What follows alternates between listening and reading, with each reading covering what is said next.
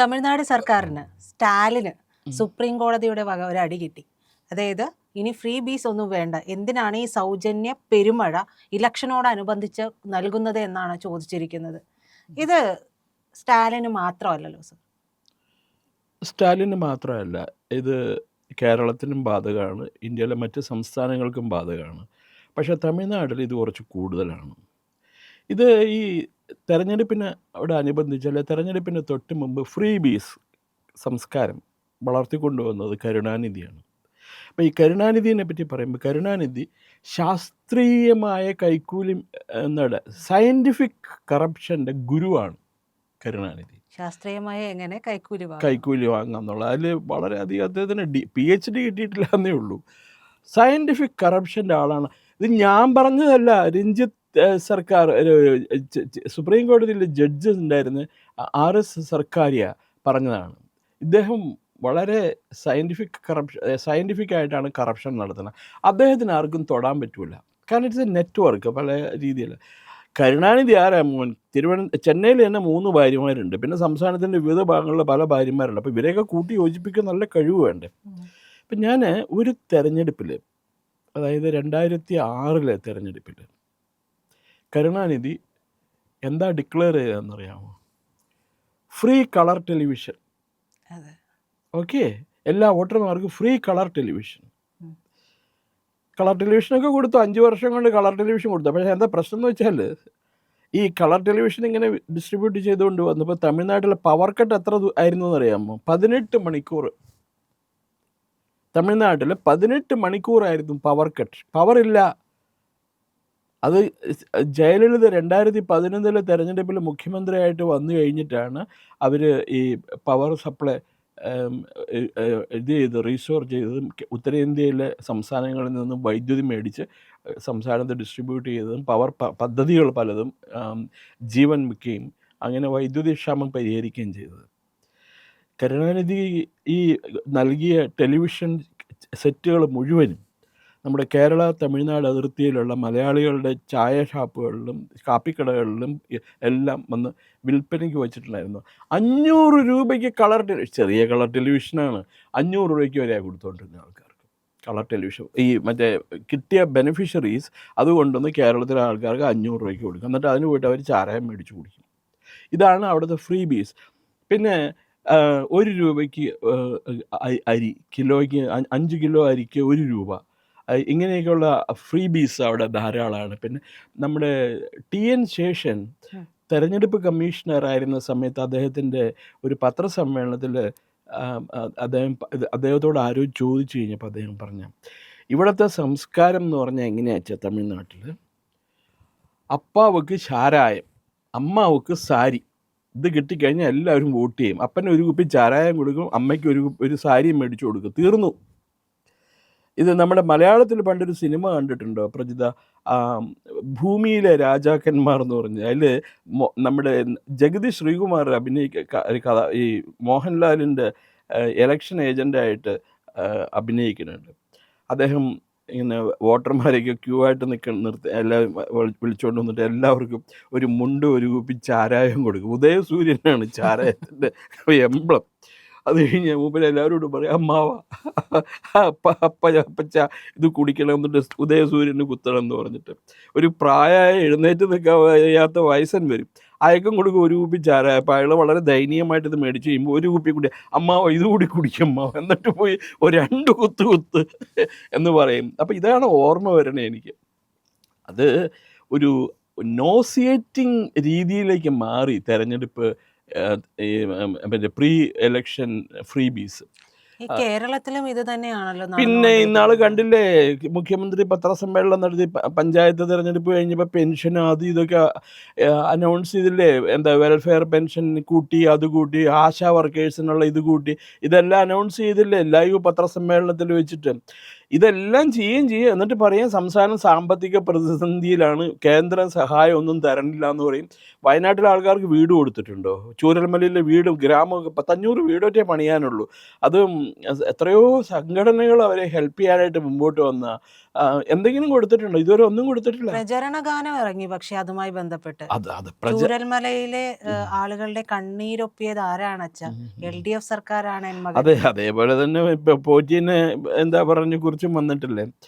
ഈ തെരഞ്ഞെടുപ്പ് പ്രഖ്യാപിച്ചു കഴിഞ്ഞാൽ, അല്ലെങ്കിൽ അതിന് തൊട്ട് മുമ്പായിട്ട് നടത്തുന്നത് മുഴുവൻ ഈ ഫ്രീ ബി കൾച്ചർ വളരെ മോശമാണ്.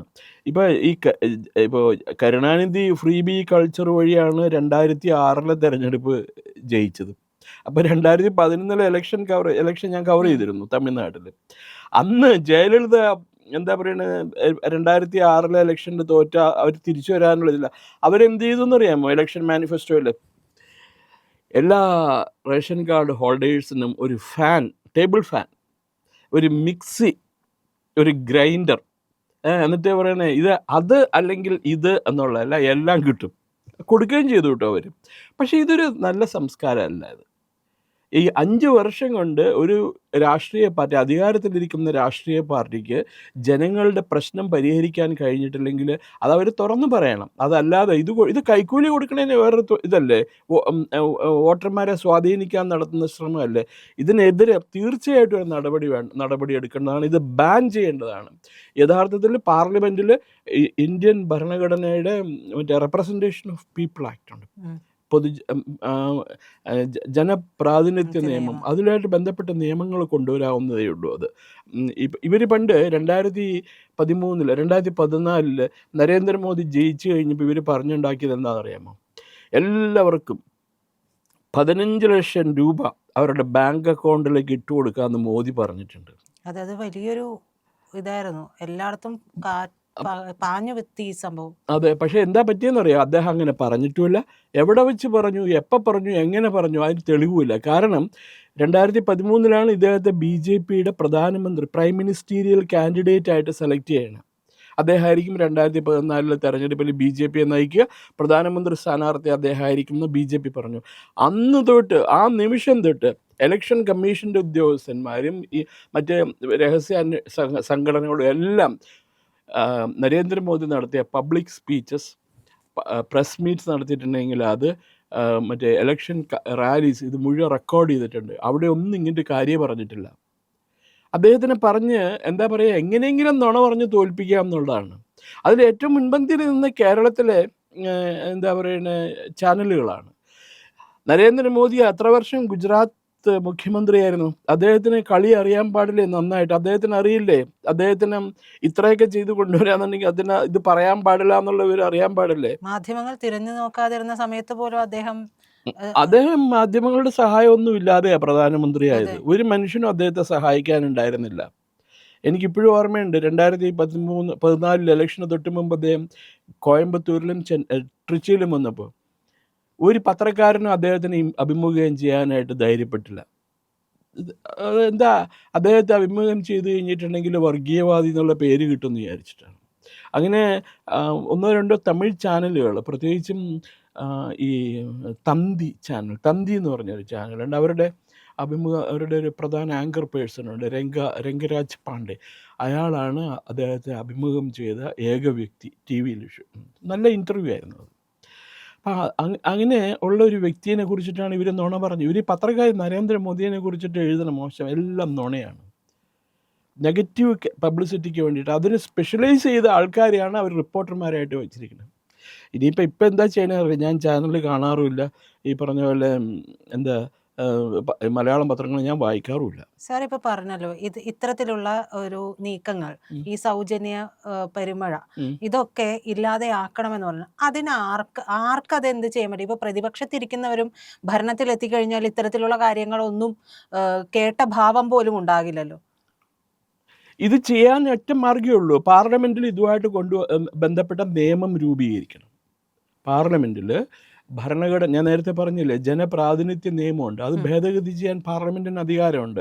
ഇലക്ഷൻ കമ്മീഷന് ഉത്തരവിടാൻ വേണമെങ്കിൽ ഇലക്ഷൻ കമ്മീഷന് ഒരു എക്സിക്യൂട്ടീവ് ഓർഡർ ഇഷ്യൂ ചെയ്യാം. എന്താ പറയണേ, ഒരു തെരഞ്ഞെടുപ്പിന് തയ്യാറായിക്കൊണ്ടിരിക്കുന്ന ഒരു സംസ്ഥാന സർക്കാർ, അതല്ലെങ്കിൽ കേന്ദ്ര സർക്കാർ, ഇത്ര മാസം കഴിഞ്ഞാൽ പിന്നെ ഇത്ര മാസം തെരഞ്ഞെടുപ്പിനുള്ള ആ പീരീഡിൽ അവരൊരു കാരണവശാലും ഫ്രീ ബീസ് കൊടുക്കാൻ പാടില്ല. ഇപ്പം സ്റ്റാലിൻ 5000 രൂപ എന്താണെന്ന് വെച്ചിട്ട് എല്ലാ അതെ, വനിതകൾക്കും കൊടുക്കുന്നു. കൊടുക്കാന്ന് പറഞ്ഞിട്ട് ബ്ലാറ്റൻഡ് കറപ്ഷൻ, ശുദ്ധ കറപ്ഷനാണ് അയാൾ ചെയ്യണ മുഴുവനും. കുട്ടിക്കറിയോ, അവിടെ ഒരു തെരഞ്ഞെടുപ്പിൽ എനിക്ക് തോന്നുന്നു തമിഴ്നാട്ടിലാണെന്ന് തോന്നുന്നു, ഒരു നിയമസഭാ തെരഞ്ഞെടുപ്പിൽ ഒരു സ്ഥാനാർത്ഥി പറഞ്ഞാണ്, ഞാൻ വോട്ട് ചെയ്ത് ജയിച്ചാൽ എല്ലാവർക്കും ഒരു ടാറ്റ നാനോ കാർ മേടിച്ചു തരുന്നു. നടക്കണ കാര്യമാണോ ഇത് മുഴുവൻ? അപ്പം ഇതിനൊക്കെ പൈസ വേണ്ടേ ഇതിനൊക്കെ? അപ്പം ഈ അങ്ങനെയാണ് പണം എവിടെ നിന്നുള്ളതും ഉണ്ടല്ലോ. ഓരോരുത്തരുടെ വീട്ടിൽ നിന്നും ഓഫീസിൽ നിന്നൊക്കെ ആ സമയത്ത് കോടിക്കണക്കിന് രൂപയാണ് കണ്ടെടുക്കണത്. ഇപ്പം നമ്മളുടെ ഒരു ദൊരൈ മുരുകൻ എന്ന് പറഞ്ഞ തമിഴ്നാട്ടിലൊരു മന്ത്രിയുണ്ട്. ഇപ്പോൾ അയാളുടെ മകൻ പാർലമെൻറ്റ് ഇലക്ഷന് നിന്നു 2019 അന്ന് അയാളുടെ വീടും ഓഫീസും റെയ്ഡ് ചെയ്ത് എത്രയോ കോടി രൂപയാണ് പിടിച്ചെടുത്തതെന്നറിയാമോ? എത്രയോ അൺഅക്കൗണ്ടഡ് മണി. അതുപോലെ ഒരു നിയമസഭാ തെരഞ്ഞെടുപ്പ് നടക്കാൻ പോകുന്നു, RK നഗർ നിയമസഭാ തെരഞ്ഞെടുപ്പ് നടക്കാൻ പോകുന്നു. ജയലളിത മരിച്ചു കഴിഞ്ഞിട്ട് ഉള്ള ഒരു തെരഞ്ഞെടുപ്പായിരുന്നു. അന്ന് ഈ ദിനകരൻ ആണ് മത്സരിക്കാനായിട്ട് RK നഗറിൽ. അവിടെ ഇൻകം ടാക്സുകാരും ഇലക്ഷൻ കമ്മീഷൻ്റെ ഉദ്യോഗസ്ഥന്മാരും റെയ്ഡ് നടത്തിയിട്ട് ഒരു മന്ത്രിയുണ്ട്, ഞാൻ അയാളുടെ പേര് മറന്നു, ആരോഗ്യമന്ത്രി വിജയ് ഭാസ്കർ. അയാളുടെ വീട്ടിൽ നിന്ന് 90 കോടി രൂപയാണ് പിടിച്ചെടുത്തത്, അൺഅക്കൗണ്ടഡ് 90 crores. ഇതൊക്കെ എന്തിനു സ്റ്റോർ ചെയ്ത് വെച്ചിരിക്കുന്നതാണ്? അപ്പോൾ ഒരു നിയമം അനിവാര്യമാണ്, നിയമം ഇല്ലാതെ പറ്റില്ല. ഇത് ശുദ്ധ തട്ടിപ്പല്ലേ? ജനങ്ങളെ കൈക്കൂലി കൊടുത്ത് ജനങ്ങളെ വഴിതെറ്റിക്കണതിന് തുല്യമാണ്. ഇതിൽ കേന്ദ്ര സർക്കാരിനൊന്നും ചെയ്യാൻ കഴിയില്ല. കേന്ദ്ര സർക്കാരാണ് ചെയ്യേണ്ടത്. അത് അപ്പോൾ എന്തുകൊണ്ടാണ് ഇത്രയായിട്ടും അത് അനങ്ങാത്തത്? അതെനിക്ക് അറിയാൻ പാടില്ല, ദയവ് ഇതിനടുത്ത് ചോദിക്കരുത്. അവർക്ക് എന്തെങ്കിലും നിയമം കൊണ്ടുവരണമെന്നുണ്ടെങ്കിൽ വളരെ നിഷ്പ്രയാസം സാധിക്കും. ലോക്സഭയിലും രാജ്യസഭയിലും അവർക്ക് ഭൂരിപക്ഷമുണ്ട്. അതും വേണ്ട, ഇലക്ഷൻ കമ്മീഷൻ എക്സിക്യൂട്ടീവ് ഓർഡർ വഴി നടപ്പിലാക്കാവുന്നതേ ഉള്ളൂ. ഇത് എന്തുകൊണ്ട് ചെയ്യുന്നില്ല എന്ന് ചോദിച്ചാൽ അത് ഒരു വലിയ ചോദ്യമാണ്, എന്തുകൊണ്ട് ചെയ്യുന്നില്ല എന്നുള്ളത്. അത് തെരഞ്ഞെടുപ്പ് അവർ തന്നെ, കേന്ദ്ര ഗവൺമെൻറ് തന്നെ മുൻകൈ എടുത്ത് ചെയ്യേണ്ടതാണ്.